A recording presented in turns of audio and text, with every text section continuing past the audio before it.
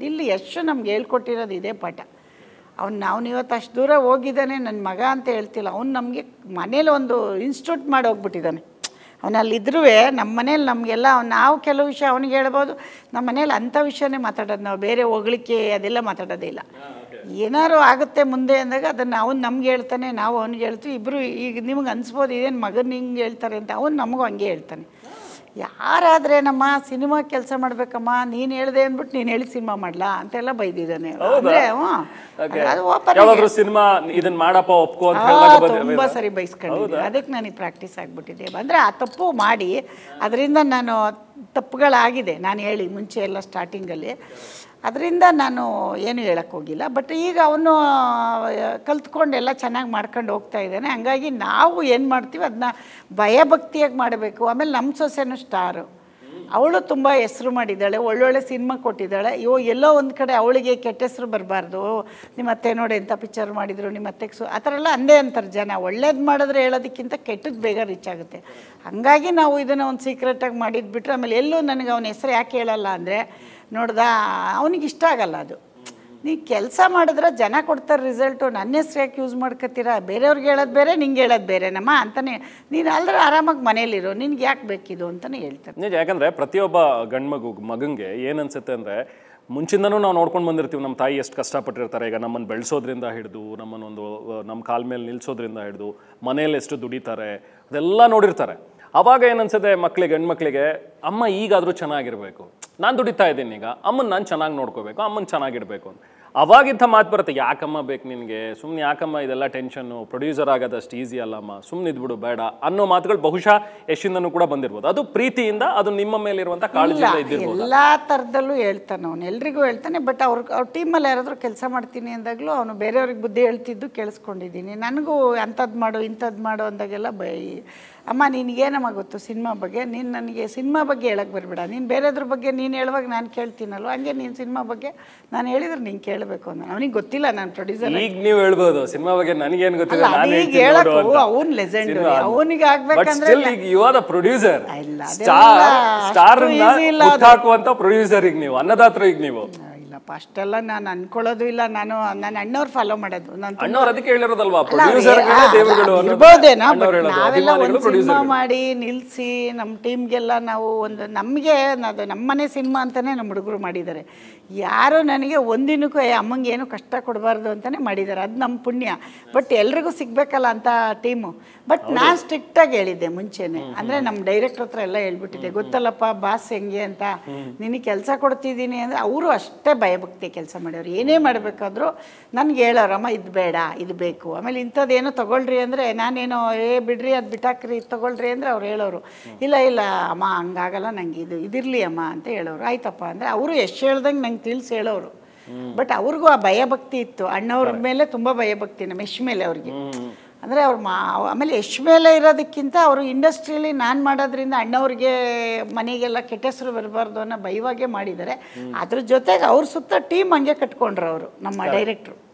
ಅವ್ರಿಗೆ ಯಾರು ಬೇಕು ನಾನು ತಗೊಳಪ್ಪ ನೀನೇ ತಗೋ ಅಂತ ಹೇಳಿದ್ದೆ. ಬಟ್ ಅದನ್ನು ಹೇಳೋರು ನನ್ನ ಹತ್ರ ಬಂದು, ಅಮ್ಮ ಈ ಥರ ಇವತ್ತು ಇವ್ರನ್ನ ಚಾಯ್ಸ್ ಮಾಡ್ತಾಯಿದ್ದೆ. ಆಮೇಲೆ ಕೆಲವು ಟೈಮು ಅವ್ರು ಸಿಕ್ಕದೇ ಇದ್ದಾಗ, ಅಮ್ಮ ಇವ್ರು ಸಿಗ್ತಾ ಇಲ್ಲ ಇನ್ಯಾರು ಮಾಡೋದು ಅಂತ ಇಬ್ಬರು ಮಾತಾಡ್ಕೊತಾ ಇದ್ವಿ. ಆಯ್ತಪ್ಪ ಅಂತ ಅವ್ರು ಓಕೆ ಆಗಿದ್ದು, ನಾನು ಓಕೆ ಅಂತಿದ್ದೆ. ಇಬ್ಬರಿಗೂ ಅಂಡರ್ಸ್ಟ್ಯಾಂಡಿಂಗ್ ಚೆನ್ನಾಗಿತ್ತು. ಪ್ರತಿದಿನ ನಡೀತಿತ್ತ ಈ ಚರ್ಚೆ ಅಥವಾ ಹೇಗೆ? ಅಲ್ಲ, ಅವರು ಏನಾದರೂ ಪ್ರತಿದಿನ ಅಂತ ಇಲ್ಲ, ಅವರು ಒಂದು ಕತೆ ಮಾಡ್ಕೊಂಡು ಅವ್ರು ಎಷ್ಟೋ ನೀಟಾಗಿ ಕತೆ ಮಾಡ್ಕೊಂಡ್ರು ಅಂದರೆ, ಅವರು ಫಸ್ಟು ನನ್ನ ಕತೆ ಓಕೆ ಮಾಡಿದ್ಮೇಲೆ, ಅಮ್ಮ ನಂಗೆ ಸ್ವಲ್ಪ ಟೈಮ್ ಕೊಡಿ, ನಾನೆಲ್ಲ ರೆಡಿ ಮಾಡಿ ನಿಮ್ಮ ಹತ್ರ ಬರ್ತೀನಿ ಅಂದ್ರೆ, ಆಯ್ತಪ್ಪ ಆರಾಮಾಗಿ ಬಾ ಅಂದೆ. ಹೇಗೆ ಓಕೆ ಮಾಡಿದ್ರಿ ಅಮ್ಮ ಈ ಕತೆ ನೀವು? ಏನಿಲ್ಲ, ನಾನು ಸಿನಿಮಾ ನಿರ್ಮಾಣ ಮಾಡೋದಾದ್ರೆ ಕೊತ್ತಲವಾಡಿನ ನನ್ನ ಮೊದಲನೇ ಸಿನಿಮಾ ಆಗಿರ್ಬೇಕು ಅಂತ, ಅಥವಾ ಅದಕ್ಕಿಂತ ಮುಂಚೆ ಕೆಲವೊಂದು ಸ್ಕ್ರಿಪ್ಟ್ಗಳನ್ನು ಓದಿದ್ರಾ, ಕಥೆಗಳನ್ನು ಓದಿದ್ರಾ, ಇದನ್ನ ಹೇಗೆ ಫೈನಲ್ ಮಾಡಿದ್ರಿ? ಇಲ್ಲ, ಅವ್ರ ಹತ್ರ ನಾನು ಕತೆ ಮಾಡಿ ಅಂತ ಬಂದಾಗ ಅವ್ರು ಒಂದು 3-4 ಕತೆ ತೊಗೊಂಡ್ಬಂದು ಹೇಳಿದ್ರು, ಎಲ್ಲ ಚೆನ್ನಾಗೇ ಇತ್ತು. ಬಟ್ ಕೆಲವು ಹೈ ಬಜೆಟ್ ತಂದರು. ಅದು ಹೇಳಿದೆ, ಇಷ್ಟೊಂದು ಬಜೆಟ್ ಬೇಡ, ಇದು ಚೆನ್ನಾಗಿದೆ, ಇದಕ್ಕೆ ತುಂಬ ಖರ್ಚು ಬರುತ್ತೆ, ಬೇಡ ಒಂದು ಸ್ವಲ್ಪ ನಮ್ಮ ಲಿಮಿಟಲ್ಲಿ ಹೋಗೋಣ ಅಂತ ಹೇಳಿದೆ. ಆಯ್ತಮ್ಮ ಅಂದ್ಬಿಟ್ಟು ಇನ್ನೊಂದು ಬಂದರು, ಅದರಲ್ಲೂ ಕೆಲವು ಬೇಡ, ಇದು ಬೇಡ, ಇದು ಬೇರೆ ಥರ ವರ್ಕೌಟ್ ಆಗುತ್ತೆ, ನಮ್ದಕ್ಕೆ ಬೇಡ ಅಂತ ಬೇಡ ಅಂದೆ. ಆಮೇಲೆ ಇದನ್ನು ಬಂದಾಗ ನನಗೆ ಇವ್ರು ಹೇಳಿದ್ದು ಒಂಥರ ಲೈನಲ್ಲಿ ಹೇಳಿದ್ರು ಚೆನ್ನಾಗಿ, ನಂಗೆ ಇಷ್ಟ ಆಯಿತು. ಅವ್ರು ಹೇಳಿದ್ದೇ ಸಿನಿಮಾ ನಾನು ನೋಡಿದ ಥರ ಹೇಳಿದ್ರು, ಸ್ಕ್ರೀನ್ ಮೇಲೆ ನಾನು ಸಿನಿಮಾ ನೋಡ್ತಿದ್ದೀನಿ ಅನ್ನೋ ಥರ ಹೇಳ್ಬಿಟ್ರು. ಆದರೂ ಅವ್ರು ಅದಾದಮೇಲೆ ಒಂದು 6-8 ತಿಂಗಳು ಟೈಮ್ ತೊಗೊಂಡು ಅಮ್ಮ ನಾನೆಲ್ಲ ರೆಡಿಯಾಗಿ ಬರ್ತೀನಿ, ಆಮೇಲೆ ಶೂಟಿಂಗ್ ಹೋಗ್ತೀನಿ, ನಾನು ಫಸ್ಟು ರೆಡಿ ಮಾಡಿ ಆಮೇಲೆ ಏನೇನು ಬೇಕು ಎಲ್ಲ ತೊಗೊಂಡ್ರು. ಅದರಲ್ಲಿ ಏನೇನು ಅದರೊಳಗಡೆ ಡೈಲಾಗ್ ಇವ್ರು ಬೇಕು ಅವ್ರು ಬೇಕು ಎಲ್ಲ ಚೆನ್ನಾಗಿ ಚಾಯ್ಸ್ ಮಾಡಿಕೊಂಡ್ರು. ಸರಿ, ನಮಗೇನು ಅರ್ಜೆಂಟ್ ಇರಲಿಲ್ವಲ್ಲ, ಅವ್ರಿಗೊಂದು ಆಫೀಸೆಲ್ಲ ಇತ್ತು, ನಮ್ಮದೇ ಆಫೀಸಲ್ಲಿ ಅವ್ರಿಗೆ ಎಲ್ಲ ಸೆಟಪ್ ಮಾಡಿಕೊಟ್ಟಿದ್ದೆ, ಅವ್ರ ಪಾಡಿಗೆ ಅವ್ರು ಮಾಡ್ತಾಯಿದ್ರು.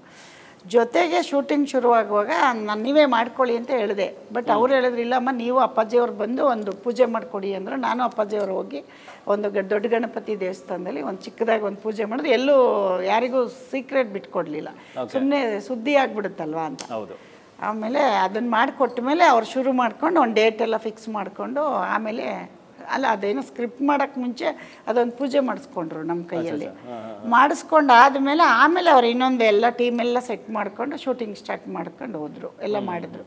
ಬಟ್ ಪ್ರತಿದಿನ ನನಗೆ ಅಪ್ಡೇಟ್ ಇರ್ತಾಯಿತ್ತು. ಇವತ್ತು ನೈಟ್ ಈ ಕಥೆ ಏನಕ್ಕೆ ಇಷ್ಟ ಆಯ್ತಮ್ಮ ನಿಮಗೆ? ಕೊತ್ತಲ್ವಾಡಿ ಕಥೆಯಲ್ಲಿ ನಿಮಗೆ ಇಷ್ಟವಾಗಿದ್ದ ಅಂಶ ಯಾವುದು? ಏನಕ್ಕೆ ಇಷ್ಟ ಆಯ್ತು? ಅಂದರೆ ಫಸ್ಟ್ ಆಫ್ ಆಲ್ ನಮ್ಮ ಕರ್ನಾಟಕಕ್ಕೆ ಒಂಥರ ನಮ್ಮ ಕನ್ನಡಿಗರಿಗೆ ಸಂಬಂಧಪಟ್ಟಂಗಿದೆ ಪಿಕ್ಚರು. ಅಂದರೆ ನಾವೇನು ದಿನ ಬೆಳಗಾದರೆ ದಿನ ನೋಡೋ ಅಂಥ ಕಥೆಗಳು, ನಮ್ಮ ಸುತ್ತಮುತ್ತ ನಡೆಯೋ ಕತೆ. ಜೊತೆಗೆ ಕತೆ ಚೆನ್ನಾಗಿದೆ, ಅಂದರೆ ಕಂಟೆಂಟ್ ಇದೆ. ಪ್ರತಿದಿನ ನಿಮಗೆ ಥಿಯೇಟ್ರಿಗೆ ಹೋದರೆ ಒಂದು ವಿಷಯನ ಒಂದು ಮೆಸೇಜು ಇದೆ ಇದರಲ್ಲಿ ಸಿನಿಮಾಲಿ. ಈಗ ನಾವು ಬಂಗಾರದ ಮನುಷ್ಯ ಅಣ್ಣವ್ರ ಪಿಕ್ಚರು ಮೆಸೇಜ್ ಇತ್ತು. ಯಾವ ಥರ ಇತ್ತು? ಬಂಡೆನ ಹೊಡೆದು ರೈತ ಭೂಮಿ ತೆಗೆದು ಹೊಲ ಉತ್ತು ರಾಗಿ ಜೋಳ ಬೆಳೆದು ಗದ್ದೆ ಮಾಡಿ ತೋರಿಸಿದ್ರು. ಅದು ತುಂಬ ರೀಚ್ ಆಯಿತು ಜನಕ್ಕೆ. ಅದೇ ಥರ ಒಂದು ಮೋಸ ಮಾಡ್ತಿರ್ತಾರೆ ಒಬ್ರು ಹಳ್ಳೀಲಿ ಅಂದರೆ ಅದನ್ನು ನಾವು ದಂಡಿಸೋಂಥ ಒಂದು ಪವರ್ಫುಲ್ ವ್ಯಕ್ತಿಗಳು ಇದ್ದಾರೆ ನಮ್ಮಲ್ಲಿ ಅಂತ ತೋರಿಸ್ಬೇಕು. ಆ ಥರದ್ದೊಂದು ಕತೆ ಇದು. ಅಂದರೆ ಸತ್ಯವಾಗಿ ನಾವೇನು ಜನ ಬದುಕ್ತೀವಿ, ಆ ಬದುಕನ್ನ ಹೆಂಗೆ ಕಟ್ಕೋಬೇಕು. ಅಮಾಯಕರು ಇರ್ತಾರೆ, ಅಮಾಯಕರನ್ನ ಎಷ್ಟು ಚೆನ್ನಾಗಿ ಮೋಸ ಮಾಡ್ತಾರೆ, ಆಮೇಲೆ ಸಮಾಜ ಎದುರಿಸಿ ನಿಂತ್ಕೊಳ್ಳೋದು ಹೆಂಗೆ ಅನ್ನೋದೆಲ್ಲನೂ ನಾವು ಸಿನಿಮಾಲಿ ತೋರಿಸಿದ್ರೇ ಜನಕ್ಕೆ ರೀಚ್ ಆಗೋದು. ಸುಮ್ಮನೆ ನೀವು ಬಂದ್ಯಾ ನನ್ನ ಸಿನಿಮಾ ನಾನೇನೋ ದಡ ಬಡ ಬಂದೆ ಓದೆ ಅದೆಲ್ಲ ತಗೊಳ್ಳಲ್ಲ. ಜನ ಬುದ್ಧಿಯಾಗಿದ್ದಾರೆ. ಜೊತೆಗೆ ಅದ್ರ ತಕ್ಕಾಗಿ ಒಂದು ಅಂದ್ಕೊಂಡಿದ್ದೀವಿ ನಾವು, ಅದನ್ನು ನಾನೇನೋ ಆಗಿದೆ ಅಂತ ಹೇಳಲ್ಲ. ಬಟ್ ಚೆನ್ನಾಗಿ ಡೈಲಾಗ್ ಎಲ್ಲ ನಮ್ಮ ಆರ್ಟಿಸ್ಟ್ಗಳೆಲ್ಲ ಚೆನ್ನಾಗಿ ಹೇಳಿದ್ದಾರೆ.